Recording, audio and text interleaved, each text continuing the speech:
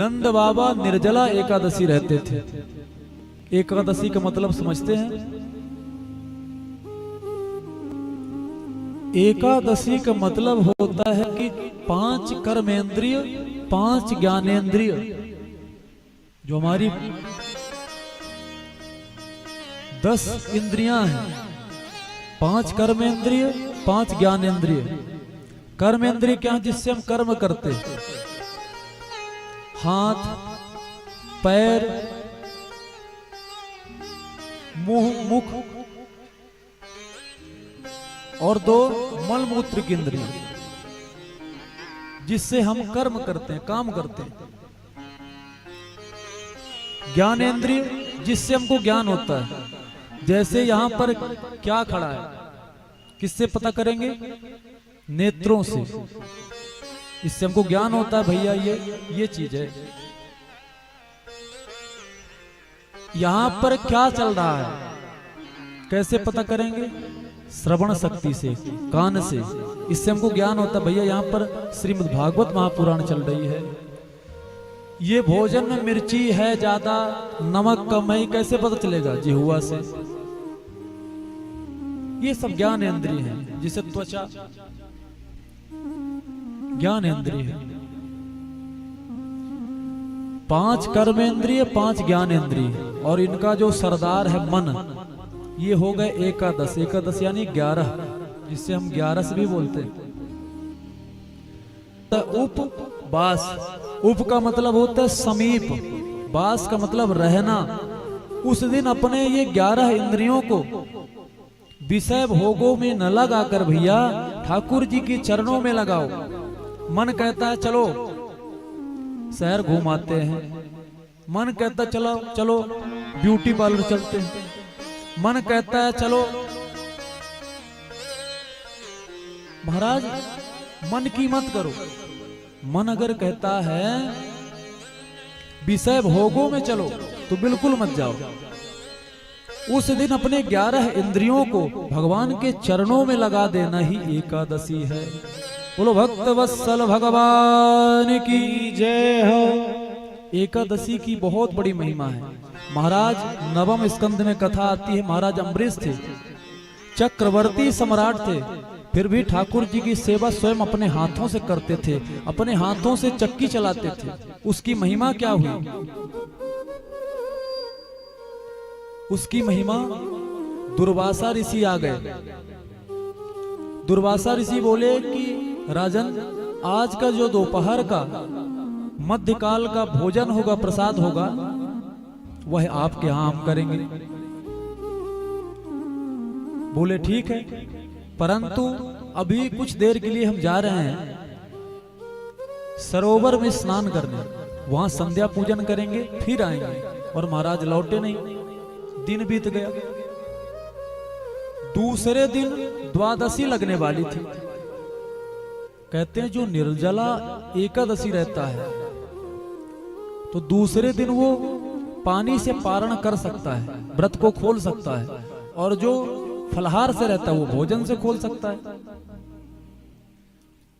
जो महाराज अम्बरीश थे, निर्जला एकादशी नियम से, विधि विधान से करते थे।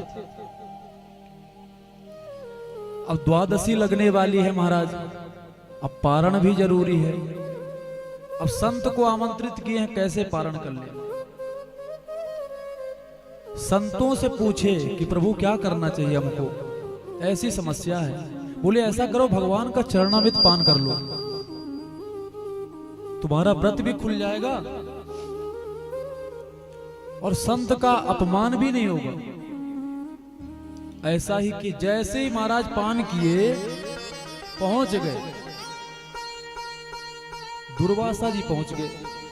बोले तू हमको आमंत्रित किया और तू खुद ही भोजन करने लगा, खुद ही पान करने लगा, जल ग्रहण करने लगा। बोले नहीं महाराज, ये तो चरणामृत है और संतों के कहने पर हमने ये किया है। बोले तू इतना बड़ा दुस्साहस, वो भी दुर्वासा को बुला करके। बोले तूने ठीक नहीं किया। और कहते हैं महाराज एक बाल उखाड़ा, कृत्या प्रकट कर दी। महाराज कृत्या खाने को दौड़ी अम्बरीश को, परंतु हमने बताया ना कि जो भगवान की शरण में रहता है तो भैया फिर अपनी रक्षा स्वयं करने की जरूरत नहीं है, सुदर्शन चक्रधारी उसकी रक्षा करता है। सब राजपाट छोड़ करके अम्बरीश जी भगवान की सेवा स्वयं अपने हाथों से करते थे, तो भैया भगवान ने अपने सुदर्शन चक्र को रक्षा, अम्बरीश की रक्षा के लिए महाराज सौंपा था। सदैव तत्पर रहता था, किस समय क्या विघ्न आ जाए, किस समय क्या समस्या आ जाए, महाराज सुदर्शन चक्र प्रकट हो जाता था। और जब अम्बरीश की तरफ कृत्या भगी तो महाराज सुदर्शन चक्र पीछे पड़ गया। कृत्या को तो मार दिया, दुर्वासा जी के पीछे पड़ गया। दुर्वासा जी भागे भागे ब्रह्मलोक पहुंचे। ब्रह्मलोक में किसी ने रक्षा नहीं किया। कहते हैं जो अपराध भगत कर करई, राम रोष पावक सो जरई, लोको वेद विदित इतिहासा, यह महिमा जाने दुर्वासा। भागे भागे ब्रह्मा जी के पास गए। ब्रह्मा जी ने हाथ डुलाया, भैया तुम यहां से निकलो, तुम्हारे कारण से हमारा ब्रह्मलोक भी दहकने लगा। बोले क्या करें? बोलो शंकर जी बहुत नाम जप करते भगवान, उनके पास जाओ। शंकर जी के पास पहुंचे। शंकर जी देखे कि अरे भगवान का चक्र दहकता हुआ चला रहा। शंकर जी ने कहा तुम्हारा कल्याण इसी में है, जिसका चक्र है उसी के पास भागो, नहीं तुम भी जल जाओगे हम भी जल जाएंगे। और महाराज बैकुंठ पहुंचे।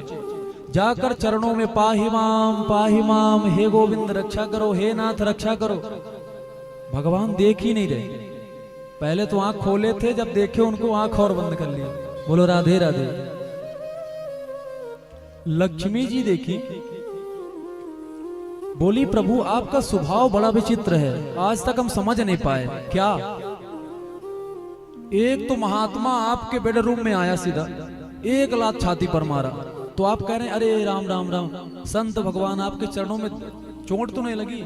इतना कठोर हमारी छाती है और आपके चरणों में चोट तो नहीं लगी? और एक महात्मा आकर के पैर पकड़ के कब से हिला रहा, डुला रहा है, प्रभु रक्षा करो। और आप कैसे दीन बंधु हैं, कैसे करुणा सिंधु हैं।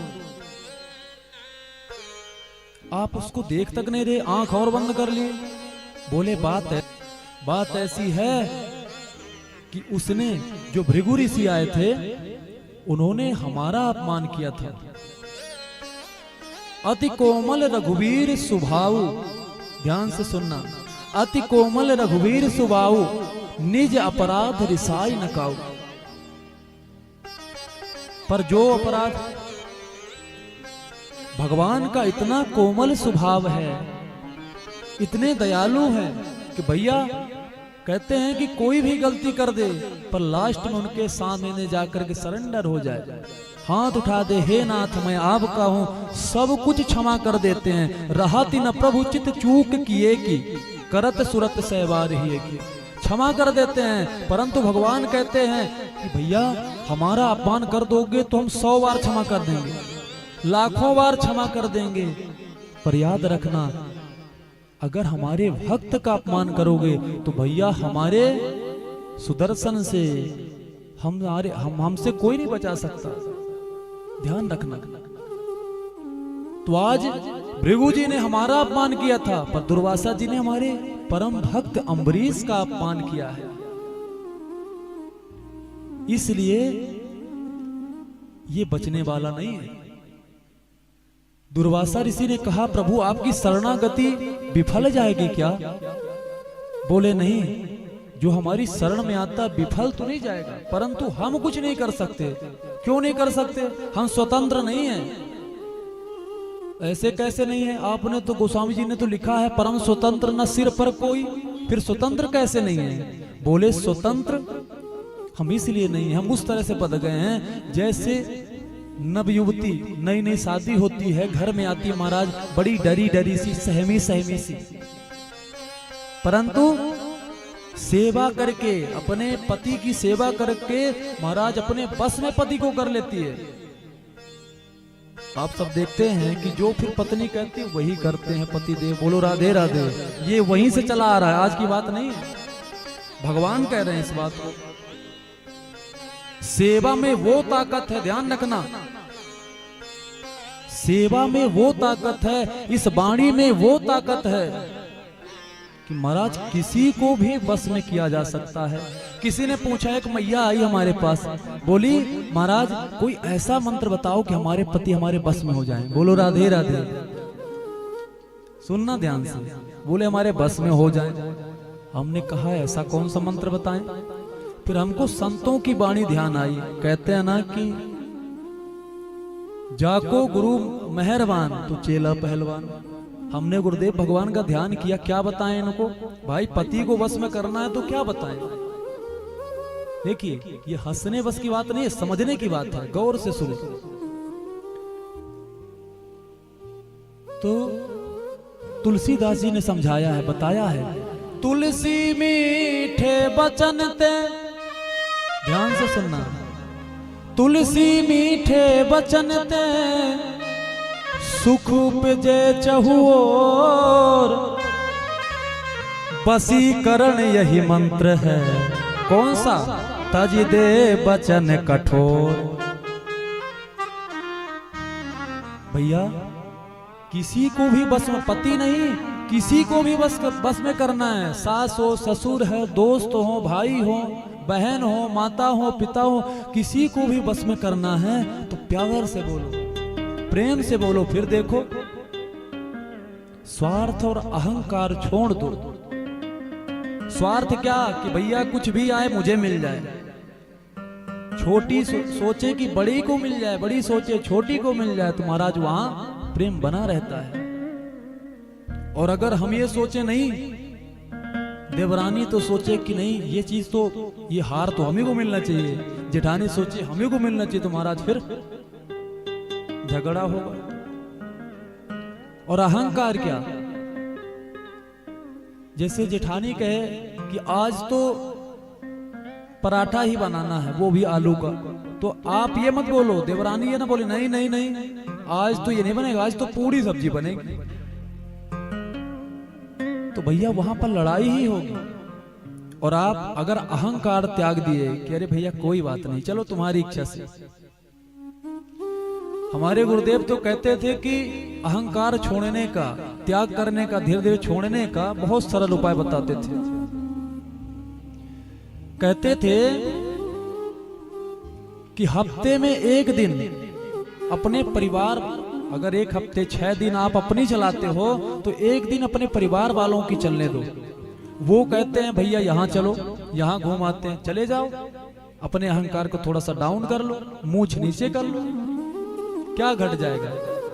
6 दिन तो तुम्हारी ही चलती है, एक दिन इनकी चला लो।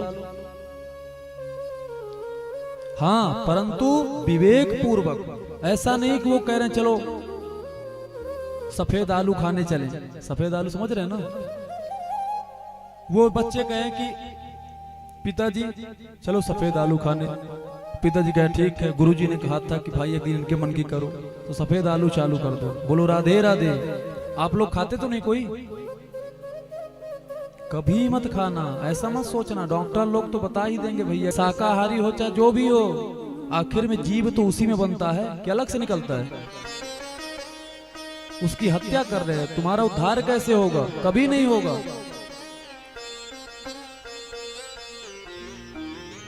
तो हम निवेदन कर रहे थे कि भैया अगर किसी को बस में करना है तो प्रेम से बोलो, प्यार से बोलो, भैया तुम्हारे बस में हो जाएगा, जो कहोगे वही करेगा। बोलो राधे राधे। किसी ने पूछा प्रेम मिलता कहाँ है? खेत में उपजता है, बाजार में मिलता है, बताओ हम भी खरीद लाते हैं, हमारे पास बहुत पैसे हैं। तो कहा है प्रेम न बाड़ी उपजे, प्रेम न हाट बिकाय। तो प्रेम कहाँ मिलता है? राजा प्रजा जो चाहे शीश दे ले जाए। प्रेम न बाड़ी, न तो खेत में उत्पन्न होता, न तो बाजार में मिलता, तो मिलेगा कैसे? तो राजा प्रजा, क्या धनवान को मिलता? नहीं, धनवान को भी नहीं मिलता। राजा प्रजा जो भी चाहे, जिसको लेना, बस शर्त एक है कि शीश दे ले जाए। बहुत तो ऐसे मूर्ख आए महाराज ले लेके तलवार गर्दन नीचे करके काटने लगे। बोले अरे मूर्खो, ये शीश नहीं, अभिमान रूपी शीश, अभिमान को दे जाओ और प्रेम को ले जाओ। बोलो राधे राधे। समझ में तो आ रहा मैया ना? सभी को समझ में आ रहा ना? हाँ, मुंडी बस डुलाने से नहीं होगा, जब बीच बीच में बोले तो फिर बताओ। बोलो राधे राधे। समझ में तो सब कुछ आ रहा है, बस याद नहीं रहता, सबसे बड़ी बीमारी है। तो भगवान ने कहा है, भगवान ने कहा कि हम उसी तरह से हम बस में हो गए हैं जिस प्रकार से एक नवयुवती आती है, सहमी सहमी सी जाती है, पर जब वो सेवा करती है महाराज अपने पति की, तो सेवा से इतना प्रसन्न हो जाता है कि उसके बस में हो जाता है। उसी प्रकार से भक्त जो हमारे हैं भैया, इतनी सेवा करते हैं, इतना प्रेम करते हैं, हमको प्रेम से सेवा करते हैं, तो हम भी उनके बस में हो जाते हैं। भगवान ने कहा है, अहम भक्त पराधीनो यस्वतंत्रैव द्विज साधुर्भिर्ग्रस्त हृदयो भक्तैर्भक्त जनप्रिया। मैं भक्तों के, अहम भक्त पराधीन हूं, हम भक्तों के अधीन हैं, हम कुछ नहीं कर सकते, बस उपाय बता सकते हैं। उपाय क्या है? तो बोले जा करके जिसका तुमने अपमान किया है उसी की शरण में चले जाओ, और ये मत सोचना कि छत्री है वो, जाकर डंडा कार गिर जाना। दुर्वासा जी महाराज भगे भगे आए, किसके पास पहुंचे? यही तो है, यही तो मुंडी हिला रहे। हाँ ठीक मैया, ठीक पकड़ी। महाराज अम्बरीश की शरण में आए, अम्बरीश की शरण में आए, हे प्रभु आप रक्षा करिए हमारी। अम्बरीश जी ने कहा, प्रभु महात्मन आप उल्टी गंगा कैसे बहा रहे, हमको प्रणाम करना चाहिए, आप प्रणाम कर रहे हैं हमको। बोले भैया अभी समय नहीं है सब बकवास करने का, पहले इसको शांत करो। महाराज खूब प्रार्थना किए, शांत नहीं हुए सुदर्शन। जब भगवान की आन दिए, तुम्हें अपनी भाषा में कहें तो भगवान की कसम है तुम्हें, तुम शांत हो जाओ, तब सुदर्शन शांत हो गया। बोलो भक्त वत्सल भगवान की जय हो। और दुर्वासा ऋषि ने भगवान के भक्तों की महिमा गाई है। अहो अनंत दासाना महत्व द्रष्टुमाद्य में कृतागसोऽपि यद्राजन् मंगलानि समीहसे। अहो अनंत दासा नाम, अनंत कौन है? ठाकुर जी का नाम एक अनंत है, जिसका कोई अंत नहीं, वही है अनंत। जो अविनाशी है वही है अनंत, जिसका कोई नाम नहीं है, जिसका कोई रूप नहीं है। अहो अनंत दासा नाम, हे अनंत, हे प्रभु, हमने आपकी महिमा तो सुन रखा था, पर आज आपके भक्तों की, अहो अनंत दासा नाम, आपके दासों की महिमा आज हम जान गए। क्यों? देखिए यही लिखा है ना, संतों का स्वभाव होता है, गोस्वामी जी ने लिखा,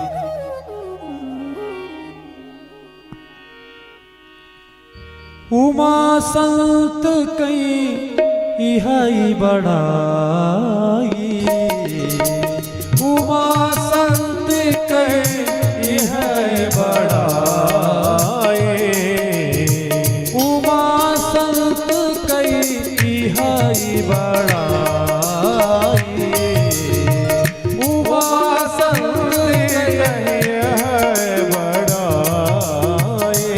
क्या मंद करत जो कराई भलाई, मंद करत जो कराई करत जो कराई भलाई, मंद करत जो कराई भलाई। उमा संत के यह बड़ाई, कौन सी बड़ाई? मंद करत जो करे भलाई। संतों का स्वभाव होता है भैया, याद रखना, हमने बताया था संत कौन होता है। संत कोई दाढ़ी तिलक लगाने वाला नहीं होता, भेष वाला नहीं होता, जिसके अंदर लक्षण है। तो ऐसे संतों का स्वभाव कैसे होता है? देखिए, साधु अम्बरीश के लिए सुखदेव जी ने साधु शब्द का प्रयोग किया है, तो इससे हमको साफ पता लगता है साधु एक स्वभाव होता है। तो ऐसे साधुओं का क्या स्वभाव है? दुर्वासा ऋषि कहते हैं उमा संत के यह बड़ाई, मंद करत जो करे भलाई। हमने इतना गंदा काम किया, इनको मारने की चेष्टा की, परंतु इन्होंने फिर भी मंगलानि समी हंसे, हमारा मंगल ही सोचा है। बोलो राधे राधे। महाराज, ये एकादशी व्रत की महिमा है। आज एकादशी है, हमने इसलिए सोचा कि इस चरित्र को जरूर सुनाएं। कोई भी व्रत न रहो महाराज, एकादशी व्रत रहो, संपूर्ण व्रत का आपको फल मिलेगा भैया। और कोई भी एकादशी किसी कारणवश ना रह पाओ तो महाराज साल में भीमसेनी उसको रह लो, पर उसका भी शर्त है महाराज, नियम से निर्जला रहोगे तब।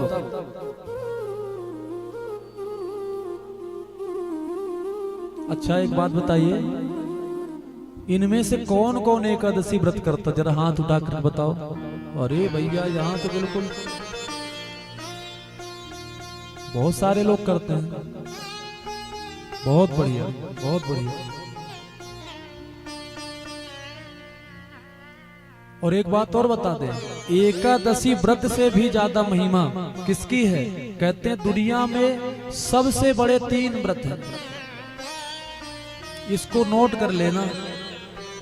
दुनिया में सबसे बड़े 3 व्रत हैं, एकादशी से भी बड़े, द्वादशी से, मंगल सोम बुध गुरु सबसे बड़े। वह कौन से हैं?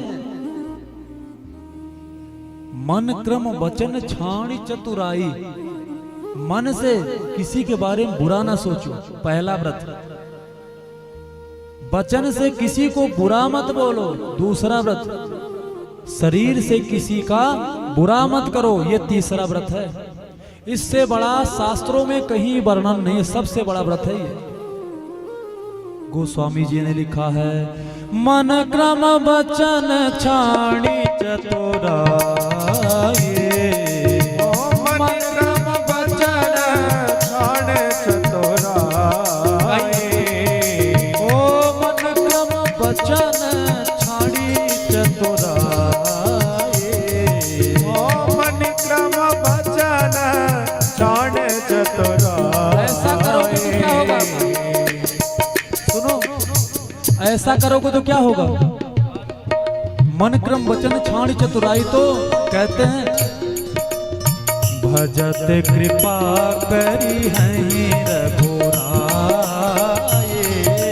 ओ भजत कृपा करी है रघुराए, भजत कृपा करी है रघुराए। इस व्रत को जो करता है तो भजते ही कुछ भी एक नाम ले लो, उसी से भगवान प्रसन्न हो जाएंगे। आप एक बार नाम नहीं करोगे महाराज, काम नहीं करोगे, भजन नहीं करोगे, तो भगवान एक बार किसी तरह से प्रसन्न हो सकते हैं। परंतु अगर इतनी तीनों बुराइयां आपके अंदर हैं तो याद रखना कभी भी प्रसन्न नहीं हो सकते।